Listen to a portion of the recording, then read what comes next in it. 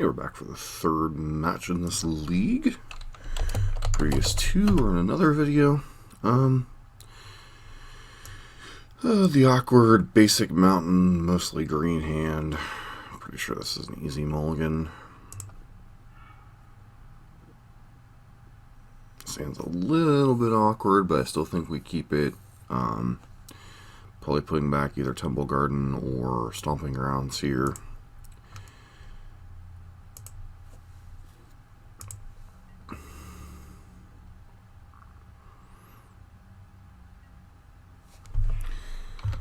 Likewise, once upon a time deck. It's probably we should have actually gone to 5. Because we're not doing anything until turn 2 on the draw, and that just seems too slow. The Suva, huh? Yep, especially against this deck.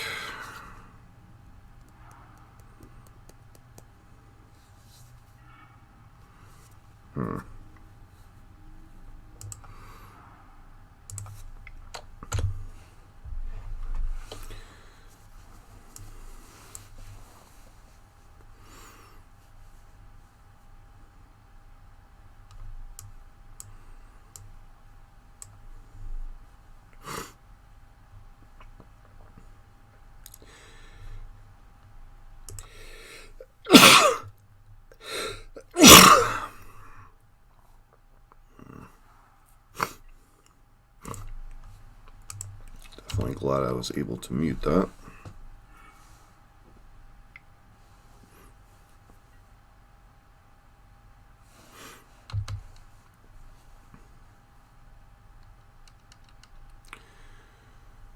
Presume you have another land, right?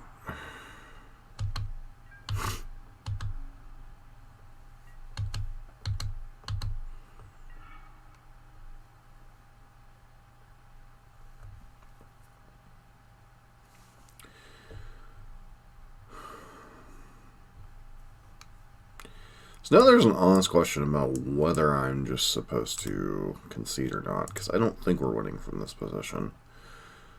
I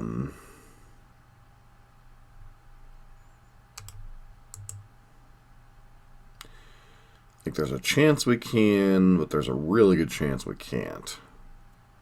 So do I conceal information by conceding or move along?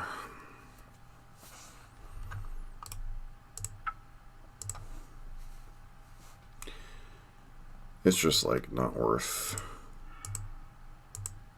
I mean, if we would actually draw those, but we've got to crack a fetch, so there's no guarantee we would actually have that. Bring in Megas of the Moon here. Bring in Path to Exile. Opponent might correctly guess what we're on, but at this point I don't think it's worth really giving them any extra information. So cards are not great here. Herbalist. Orphoses just feel like fillers. And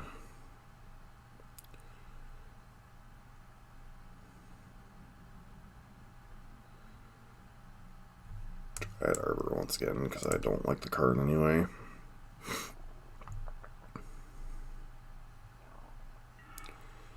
So I'd like to play first. This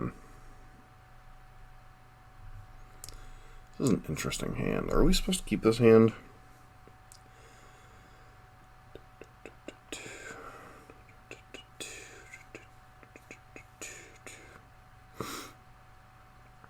Yeah, if we had a second hand, this hand would be the snap keep, especially with Megas.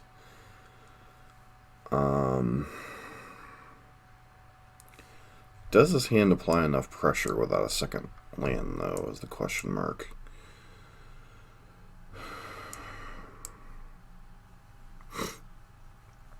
Like, if I could guarantee a second land drop, I would probably keep this hand, snap it off.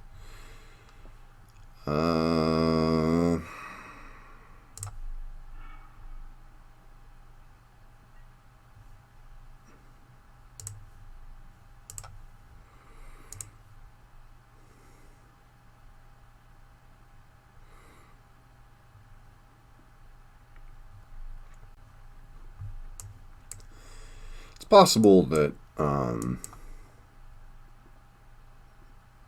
I was supposed to keep that first hand, because it does have a high upside, but the downside is if we miss that second land drop, I don't think we're winning the game.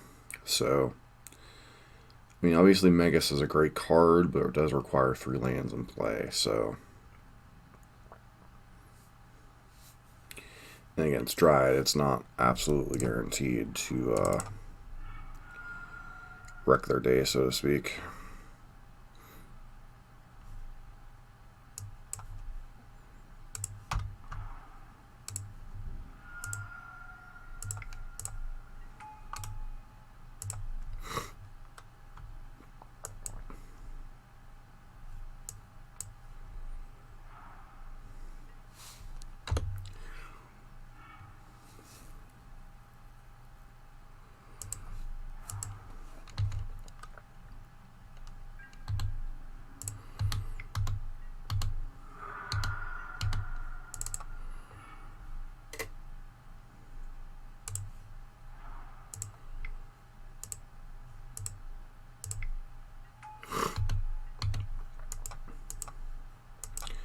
Obviously, would love to draw Megas to just slam the door shut on this game.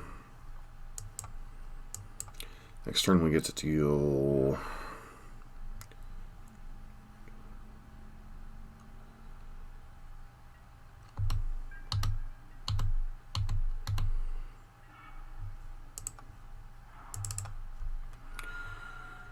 deal a lot of damage next turn, or this turn, but not quite enough.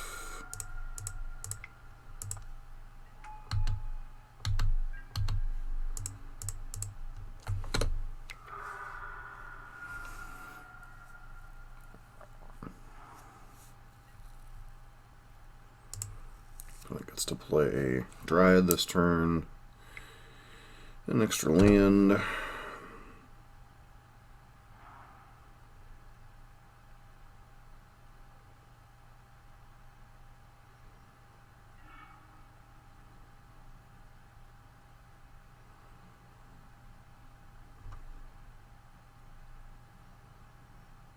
So I can put them to 1, but does that even matter?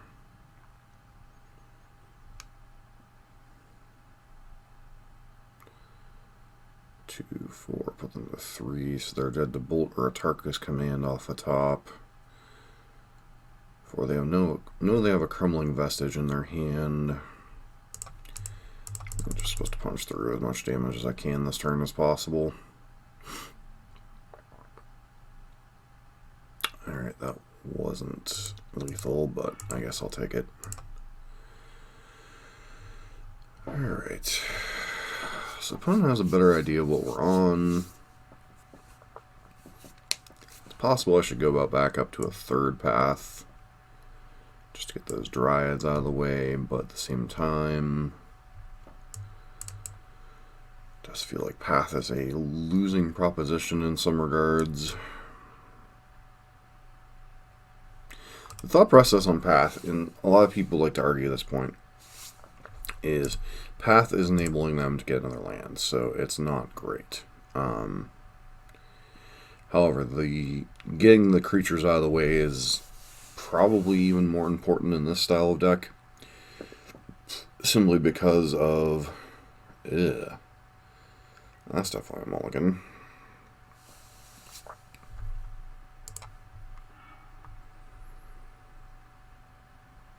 Yuck.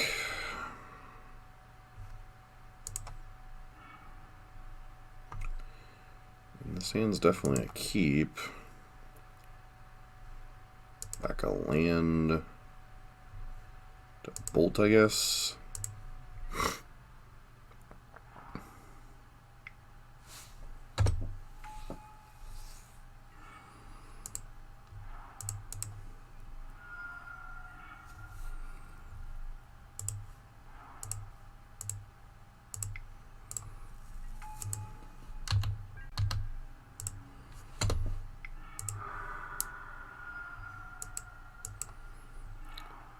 Alright, so opponent's going to get 3 mana regardless this turn.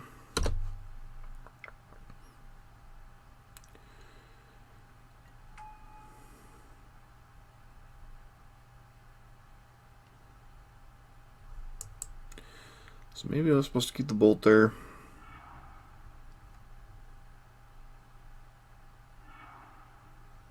Good grief.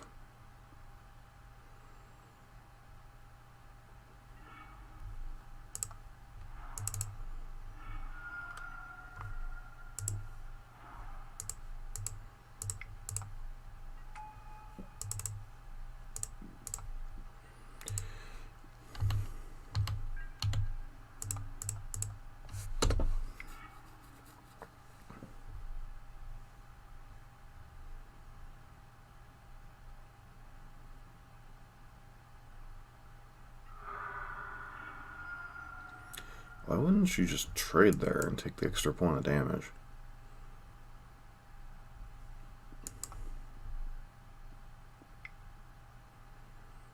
Like, unless you specifically don't have Titan, which it doesn't appear they do.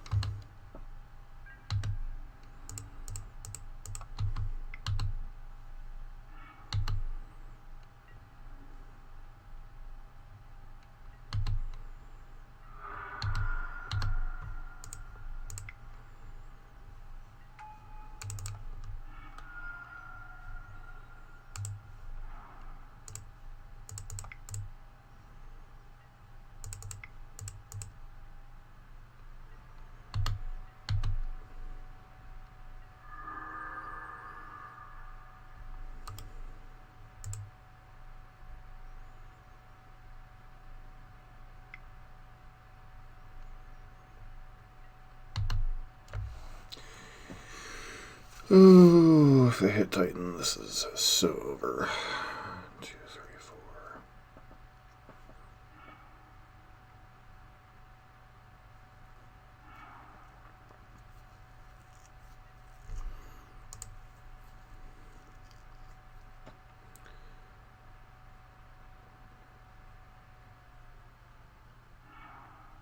Their deck is so bastardized anymore, it's like...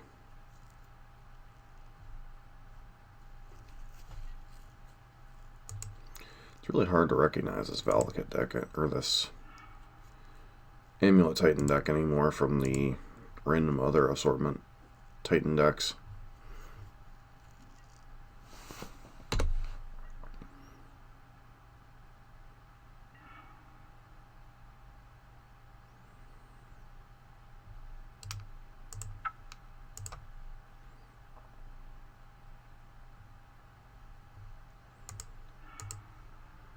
Yeah, this deck just might just be too powerful right now for Modern anymore.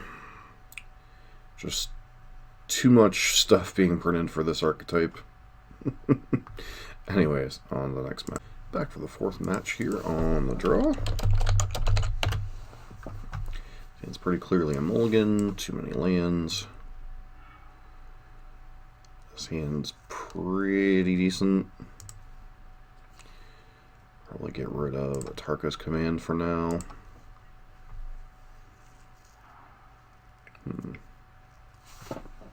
Alright.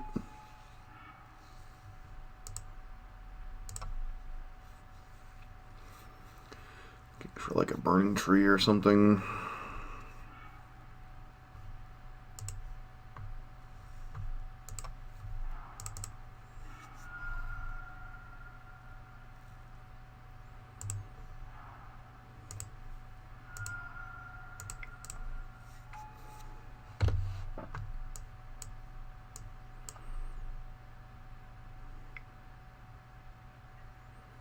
Okay.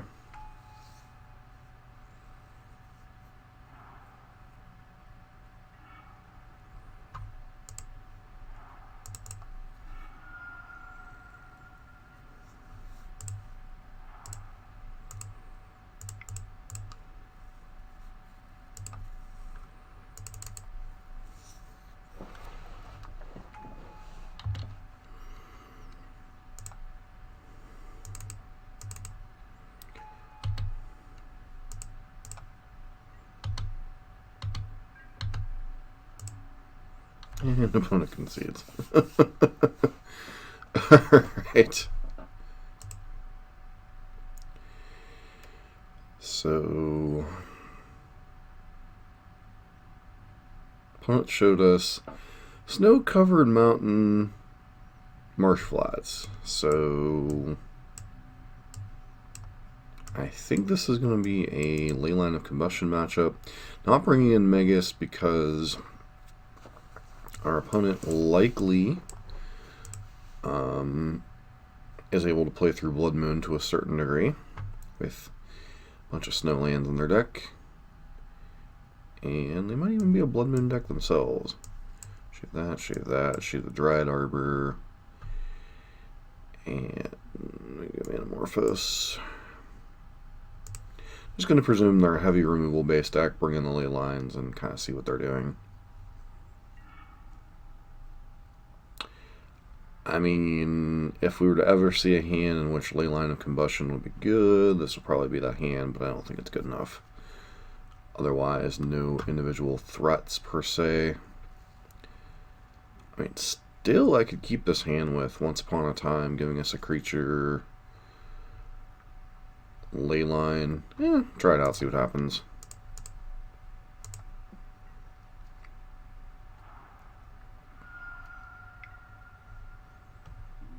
Oh, they are.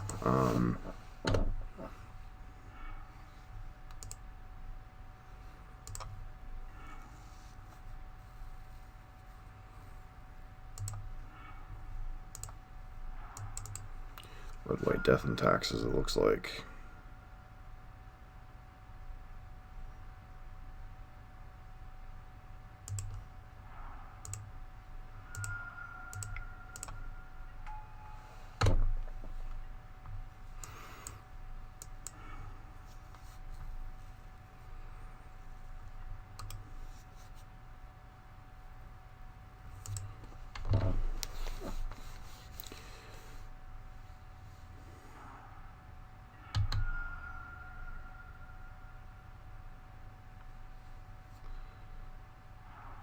Mardu, death, and taxes?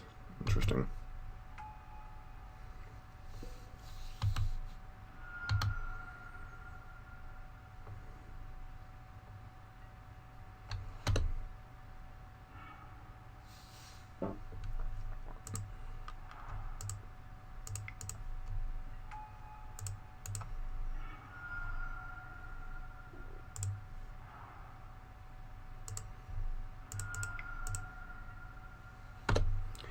Last turn, not swinging right now.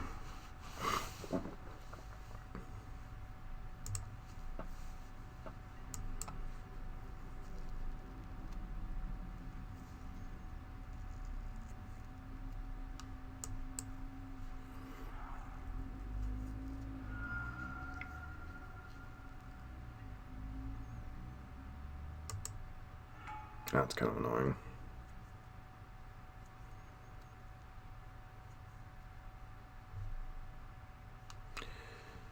I think you might be targeting the wrong one here, friend.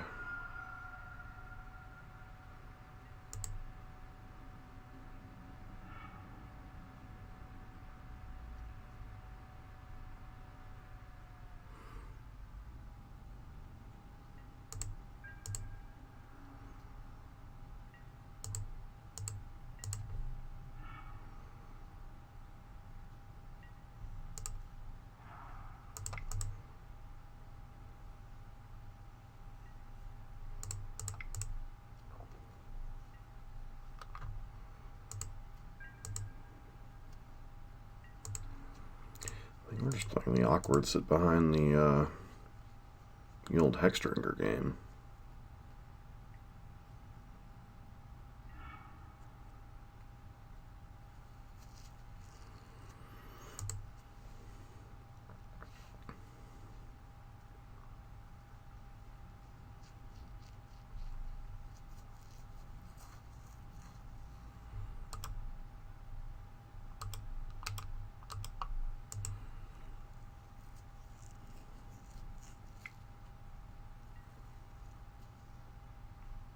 Really?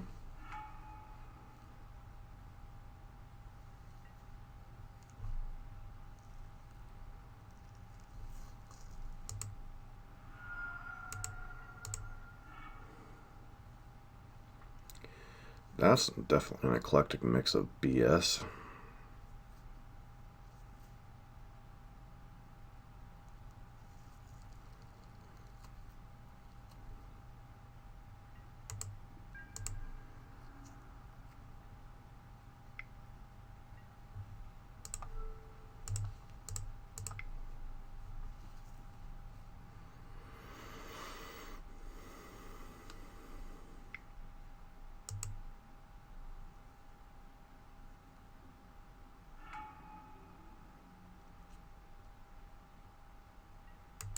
Really?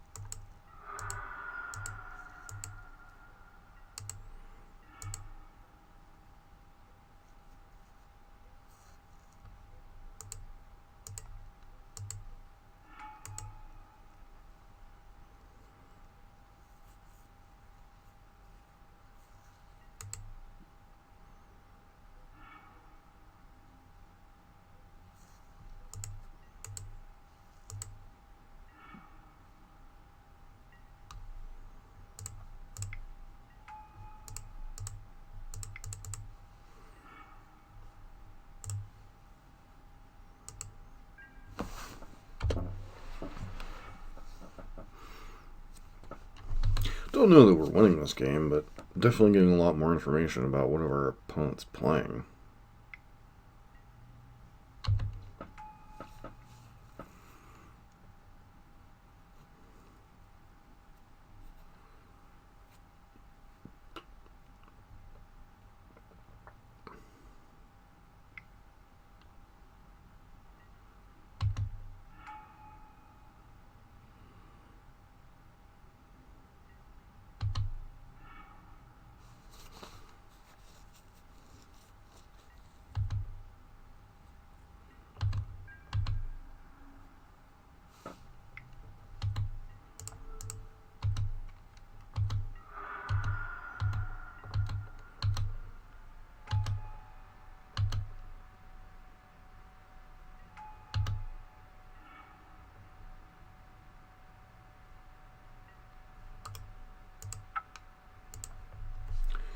Alright, so there's some type of terrible death and taxes, whatever nonsense variant. So we probably want Path. Question is, do we also want Blood Moon?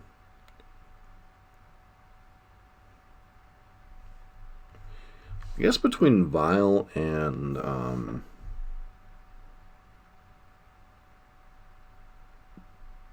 Astrolabe, they might be able to play through it. That is one greedy mana base, though. Ley lines are debatable, though they do have a lot of targeting. She have a ley line, go down to 3. What other things? Hooligan, not so much. Megas, no.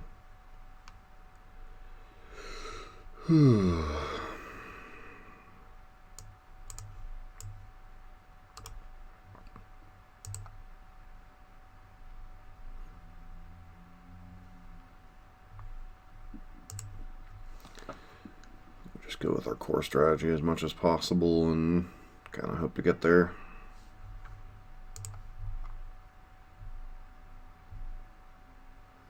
So this isn't really our core strategy per se. Still think it's a reasonable enough keep though. A couple of removal spells and a couple of Atarka's commands can go a long way towards fixing certain things.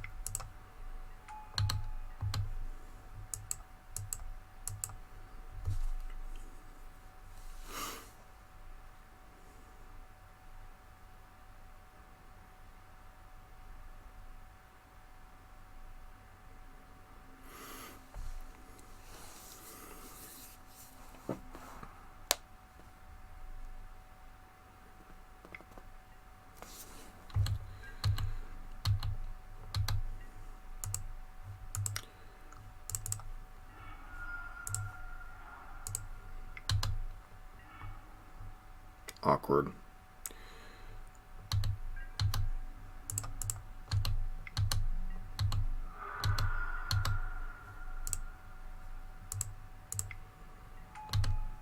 Only a 1/2, but worth a good bit of damage.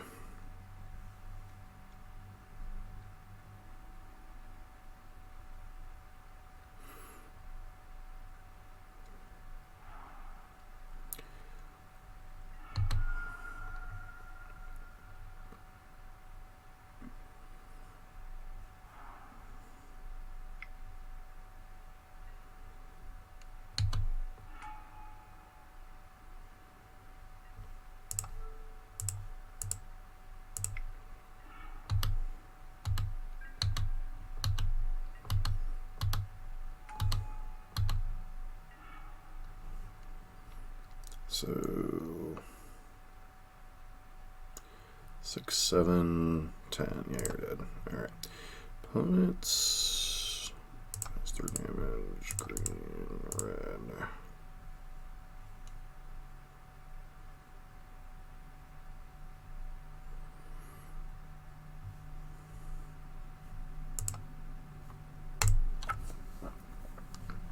One final match. Back for match number 5. This hand is... How do we look at this hand? So, double bolt, double goblin guide, pretty decent.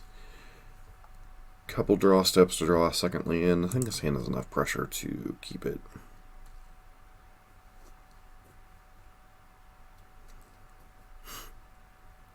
Fortunately, the Hidden Herbalist is a little bit awkward. So prowess.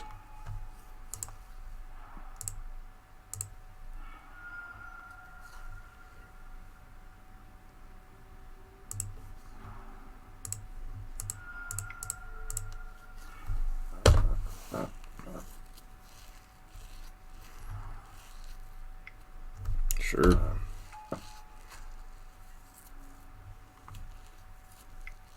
Good old light up the stage turn. Nope, just a bolt.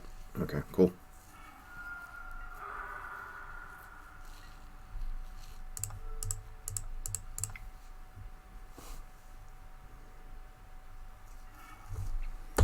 That's done us a ton of damage. Our land base has done us a ton of damage. Hopefully you're out of gas.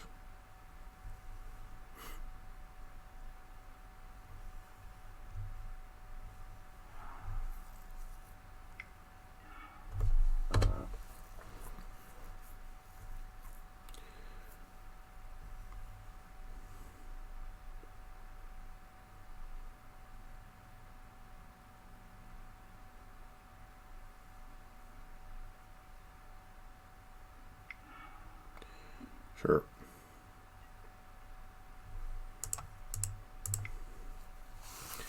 Be great if we could start drawing lands.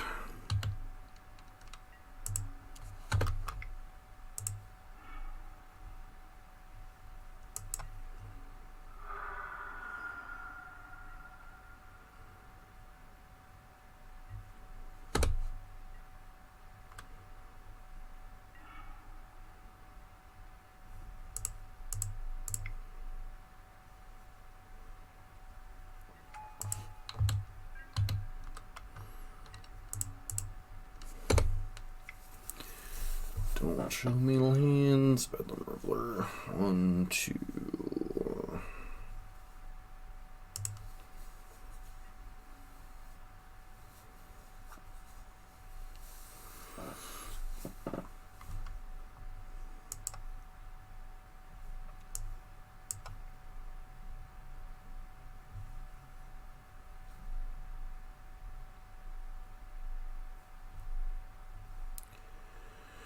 Come on, friendo, please play a little more quickly.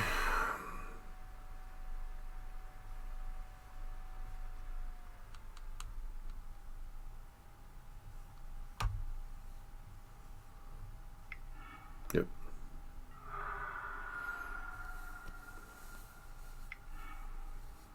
Bolt to the face and bolt to the creature. 1, 2.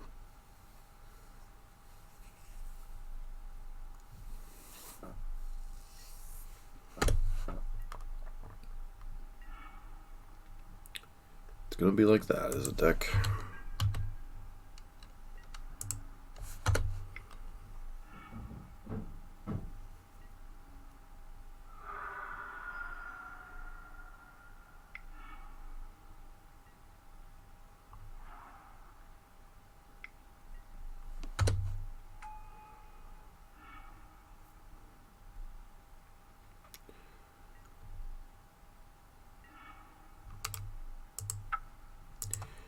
Handful of a bunch of stuff and die because we never draw a second land.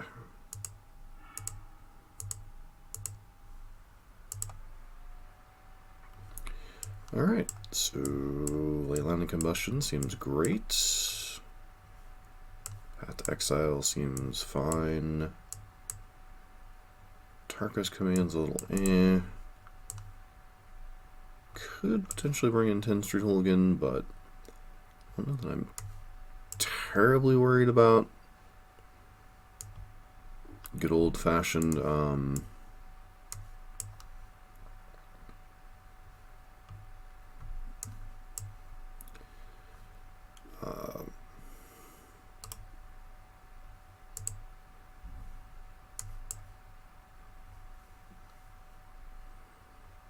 Dragon's Claw in this particular style of matchup. Like Dragon's Claw much more effective against the burn deck. Well, same problem, right? We draw a second land, this hand's amazing.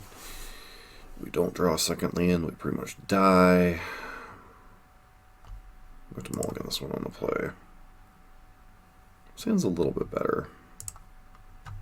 Back a whacker, I guess.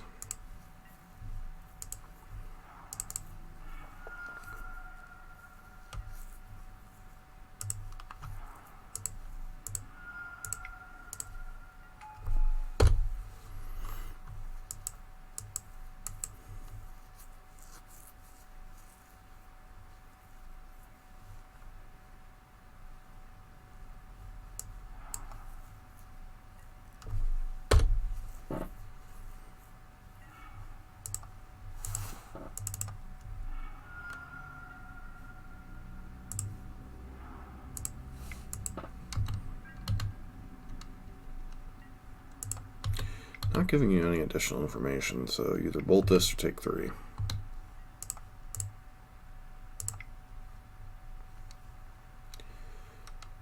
Just hit go.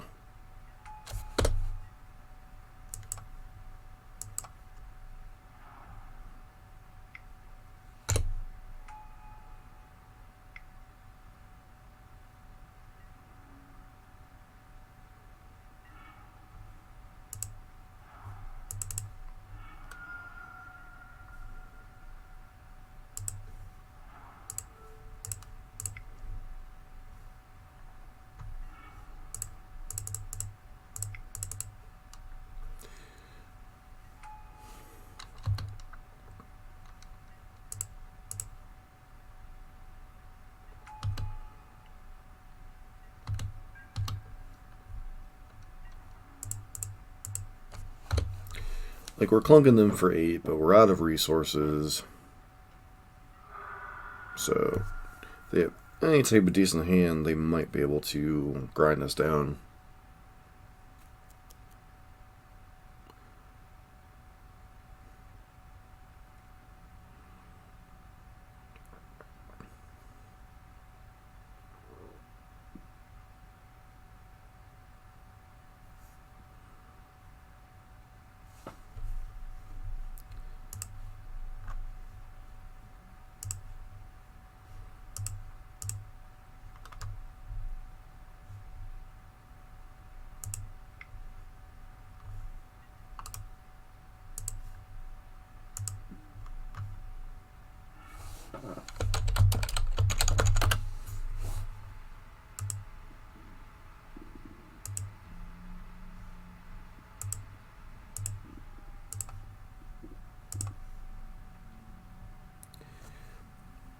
I respect the prowess deck having a ton of decisions to make, quote unquote, but it's like, really? Like, you're either racing or you're trying to play control.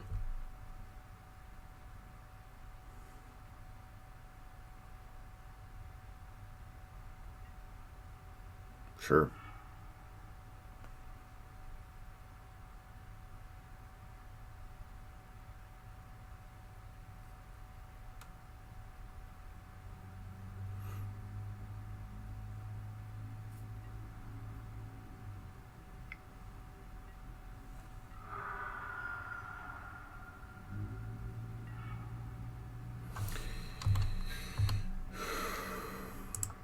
It's like one of the worst draws in our deck at the moment.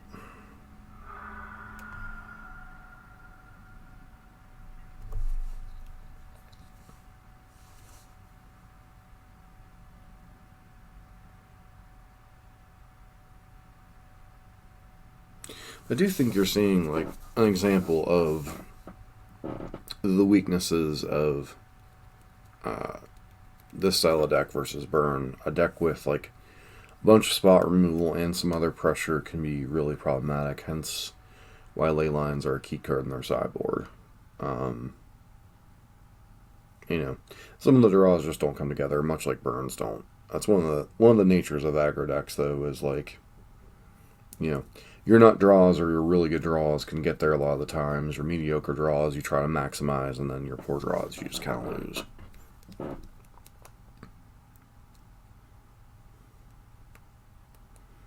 Like,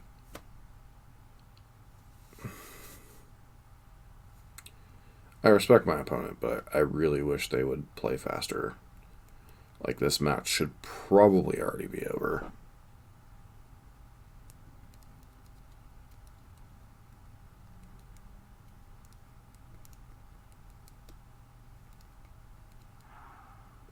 Okay.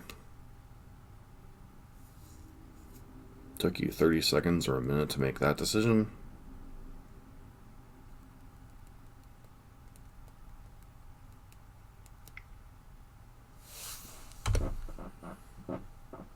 I mean, can put us to 1, right? Or are we just dead? 2 and 2.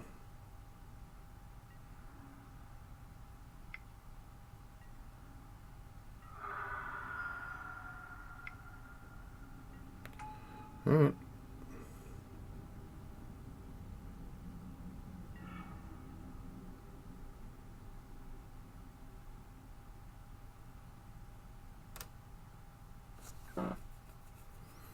So we're not just dead, but we're dead.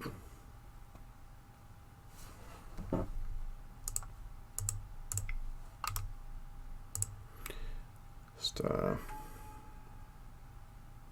pass the turn. Hope we draw a path, I guess.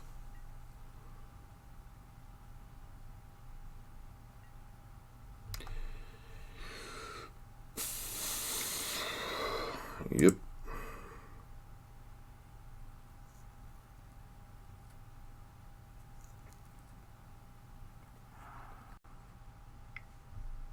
Yep.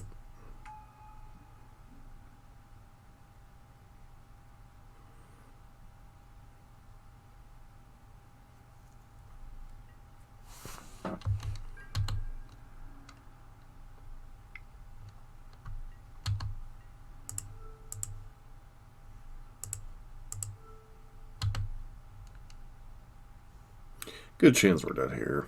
Yeah, we were dead regard.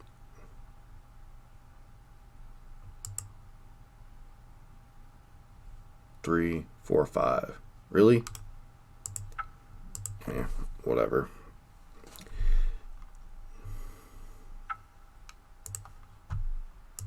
So quick wrap up on the deck. I think you saw both the positives and the negatives in this league. You saw the absurd busted nut draws this deck is truly capable of. Once upon a time, added a bit of consistency. Still dubious on that Dryad Arbor. A lot of the sideboard cards made sense. So as far as the pure details of the list, I would obviously have to play the deck more. but it does feel like this version is a little bit more consistent than some of the other things that have been thrown out there maybe 3-6 months ago. Beyond that, some of the matchups where your opponent can clog the board or start gunning down your creatures, deck obviously isn't quite as good. Still, you have your nut draws. You can push through those matchups in certain spots, overwhelm your opponent's mana. Prowess doesn't feel like a fantastic matchup. We did have some awkward hands in both games. Game number 1, I think we would have hit a second land. I think we would have had a very good chance to win that game at any point in time until they dropped that Bedlam Reveler. And then game number 2, that's one of the risks of this deck. Is like you expel all your resources, only get your opponent to like 12, and then they're able to like stabilize with like spot removal, draw a card, do this, do that. Even a deck like Prowess, which isn't typically considered a mid-range control deck, can certainly play that role with Bedlam Reveler. So, that said, deck's fun. It's a fun change of pace from something like Burn. Makes you think on a little bit different axes, while still being an aggressive deck to end the game pretty quickly in a format as dirty and brutal as Modern. Props to Cherry for his list, but something we'll definitely revisit in the future as we're going through different aggressive decks in most of the formats, as I'm trying to get a feel for other decks I might like to play more often. I'm definitely interested to come back and check out Leyline. I guess we really only had a couple matchups where it would have been reasonable, and it does feel like 3 lands can be a stretch sometimes. It feels like we either drew like 1 land or like 5 lands a lot of these games. So it's like, Megas feels like it's really castable in some games, and in other games it's just like, how am I ever going to cast this 3-drop? But anyways, beyond that, that was an interesting finish to our league. Lost 2 of the top, basically the 2 top decks right now, Mono Red Prowess and various forms of Amulet or Primeval Titan decks with or without Amulet and Dryad. So, kind of a rough go of things in those 2 matchups, but at least I think we had a good showing in the Amulet matchup when we won game number 2 on the play. So, as a friendly reminder, if you like what you're seeing on the channel, please consider subscribing, give us a thumbs up, and leave a constructive comment down below.